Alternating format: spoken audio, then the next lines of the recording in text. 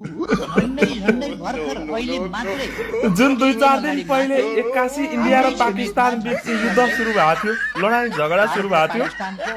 त्यो इन्डिया र पाकिस्तान बीचको लडाई झगडाको अन्त्य गर्ने वार्ता मिलाउने पहल चाहिँ नेपालको वर्तमान प्रधानमन्त्री उखानटुके मृगौला थिए। भ्रष्टाचारीको नायक खड्गप्रसाद ओलीको पहलमा भएको रे। यो मैले भनेको होइन है गाइस, खड्गौलीले भनेको। इन्डिया र पाकिस्तान बीचको युद्धको युद्ध विराम चाहिँ हाम्रो पहलमा भएको रे, मेरो पहलमा भएको भनेर चाहिँ खड्गौलीले भने रहेछ के। ला शरम पसेपछि, नैतिकता गुमाएपछि, इज्जत इमान गुमाएपछि जे बोल्दो रहेछ क्या मान्छेले, जे बोल्दो रहेछ। कीर्ति प्रसाद ओलीको मृगौला मात्र होइन, मानसिक सन्तुलन पनि गुमेको रहेछ। दैनिक दबाई खान भुल्न थालेर त्यतिखेर दबाई खान छोडेपछि सकिएछ।